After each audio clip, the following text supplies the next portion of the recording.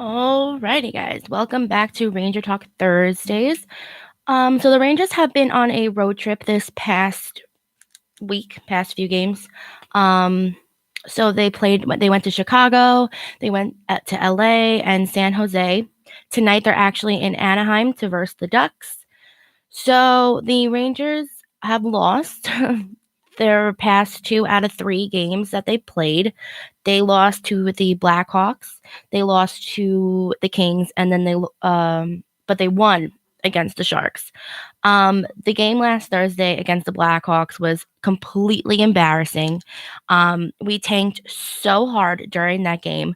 We only had 1 good goal, and that was given by Booch with the assist of Brendan Smith and Brett Howden. I don't even have much to say about this game because of how bad it was. We just did not play like we are a professional hockey team. Bad defense, bad offense, bad goaltending. Everything was just awful. It was just a disappointing game, and I know David Quinn, the coach, said that after the game too, how disappointing it was.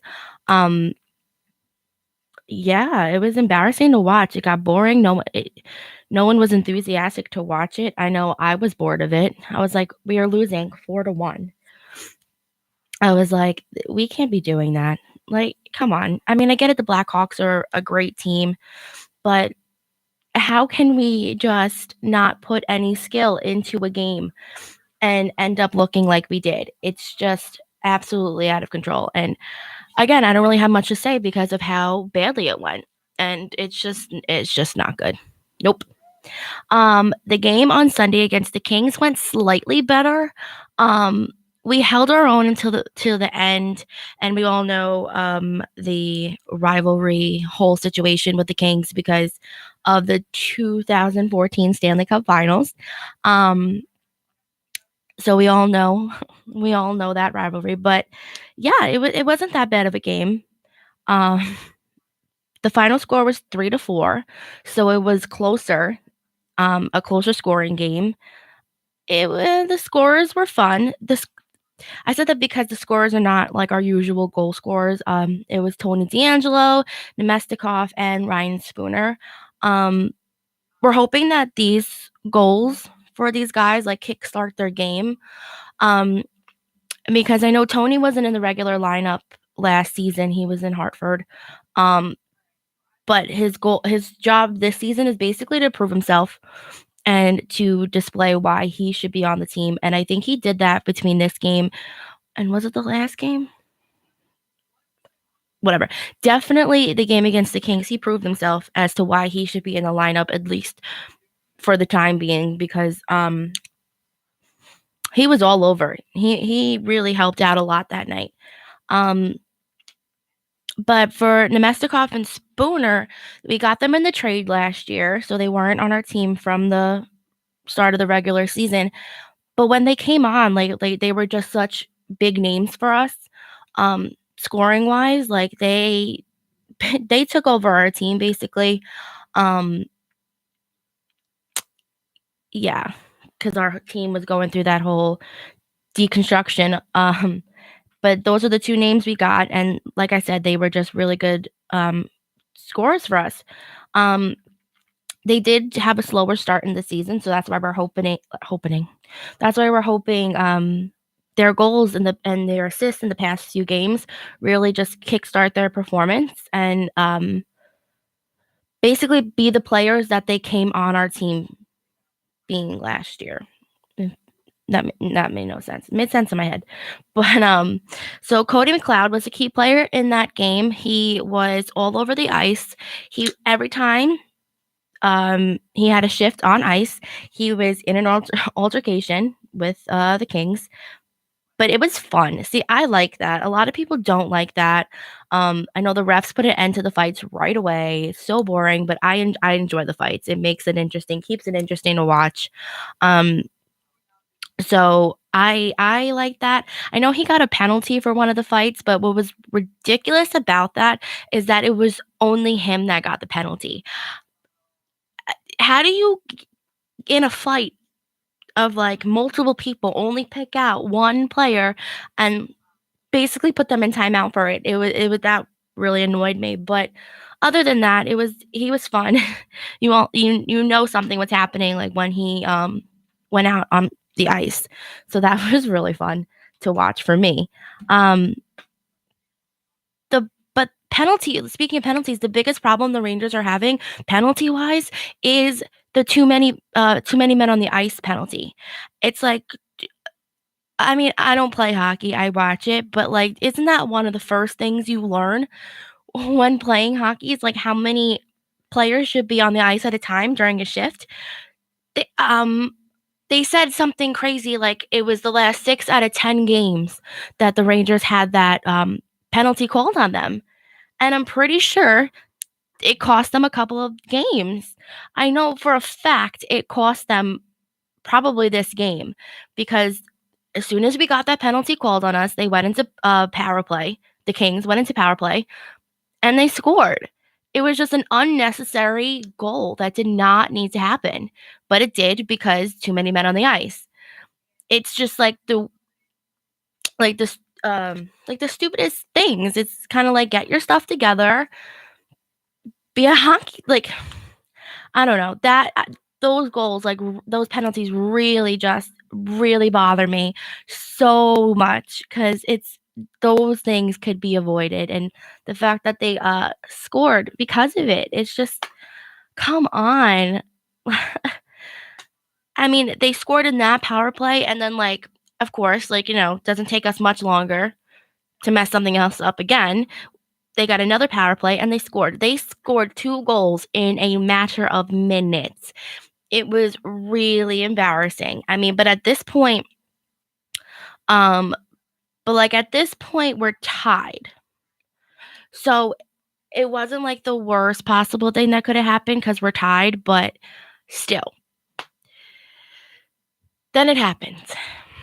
54 seconds left of regulation time, and we are tied. So we can go into overtime, get ourselves together really, really quickly. 54 seconds comes, and they score. The Kings put it right in the back of the net, and it's with 54 seconds left, everyone was speechless. I know the cameras cut to David Quinn, and his face was just like complete shock. Like he didn't even have his face just looked like he didn't have words to say what happened because no one did. But I know that goal was definitely made because of bad defense on us. We had like 4, maybe 3 or 4 players around. Was it Alex Martinez that scored for the Kings? I'm pretty sure it was. And yet no one's doing anything. 3 or 4 of our players that should have been defending our team, our goalie, our area, and they just completely messed that up, and it went right in to the net with 54 seconds left of the game, no chance of redemption, and Kings win. So that was a hard win. That was a really, really, really hard win. But hard loss. I'm sorry. But what are we gonna do? The Kings have lost, like, at that point, they lost 6 games in a row, and this could have been a good win for us, but, no, it had to get messed up, of course, at the very last second, like always, but whatever. So then Tuesday comes along, and they play the San Jose Sharks.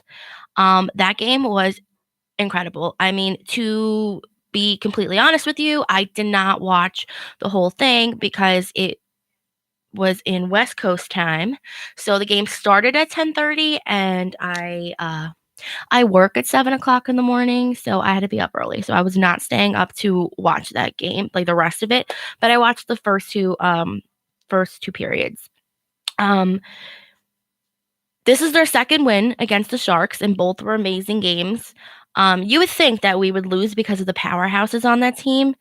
The Sharks have Thornton and Burns and now Carlson. So you would think like those 3 together would just be complete animals. Like, you would think they would be absolutely crazy, but it wasn't like that at all. Our first period was great. It was amazing. I felt like for the first time, it was like they knew where they had to go. They knew where they like knew where each other was going to be. They passed great. They had great scoring opportunities, and for the first time, like, it looked like they knew what they were doing. Um, but right off the within like 5 minutes of the game, the Sharks score, and then 2 minutes later, something like that, right off the face-off, for us, we score. Zuccarello hit one right off the face-off, and literally, like, he got the puck and like shot it in. Didn't even think about it. And I think that's really, really you have to do. What you really have to do. You can't let the goalie set up and be in position to block you. If you have the opportunity, take it. Because everyone was disorientated, and that's what happened. If you blinked, you missed that goal. It was fast, it was powerful, and it went right to the back of the net. And that's what we needed. And that score of 1-1, the ties, remained for about 2 periods. Um, but yeah, the Rangers continued to play really, really good. I was so impressed. Um, I felt like I didn't I didn't watch the game on the edge of my seat like, "Oh my god, I'm just waiting for them to mess up so badly," because they really weren't. They were playing with pace and, with brains, because they obviously, like, knew who to pass it to and stuff, but it was just a really good first and second period. The third period is when I fell asleep, but, I know Kreider scored, twice, in a row. So now, he put us up to 2-1, so we're winning. Then they score, so now it's tied, and then Kreider scored again, so now it's 3-2. Um, but just like the same situation that happened in the game against the Kings, but this time it was even worse because there was only maybe a second, 0.5 seconds left of the third period that the Sharks got a goal. Now we're tied, right? We're tied. I think as they scored it, the buzzer for the end of the game comes on. But obviously it went in. But it was like, again, it was just like another one of those shocking, awful goals that should not have happened. I don't know. I really don't have words for it because, again, I wasn't watching it, so I just caught the highlights of it. But still, that was really, really bad with 0.5 seconds left. But I think the Rangers were angry because during the overtime, again, from what I watched, they looked like they were playing with almost anger, which is probably true. Lundqvist did make some good saves during that overtime. Probably had to make up for the 0.5 second goal, but they did what they had to do, and then they went into a shootout, and then the Sharks didn't get any goals on us, so we just had to get one. And Kevin Shattenkirk of New Rochelle, he won us the game, so that was fun because we beat the Sharks twice. It was a good win, and I know their road trip is almost over. They have a game tonight in Anaheim, so we'll see. I think this one's a little earlier. I don't think by much, maybe like a half hour earlier, but I'm gonna try to watch as much as I can of it. Yeah, I'm excited. If they played like they did during the game against the Sharks, we have a good opportunity to win. Again, I want to see Georgiev get in net because I like him and I think he has a lot to offer. But so we'll see. They have to put him in like once. Come on, like. But whatever. Again, I don't make the rules. Yeah. So before I end, I just want to let everyone know that in 2 weeks, on Monday, November 12th, WICR is presenting a radio career panel. join WICR in welcoming guest speakers for a panel on careers in the broadcasting field. We're going to have a host from WFAN and a host for CBS Sports Radio with us. So you can come with your questions and come with questions definitely and ask them, stuff about their career and how they got there and stuff like that. It's going to be really fun. So you guys should come out. And that ends my Ranger Talk Thursdays. I'll see you guys next week. Bye, guys.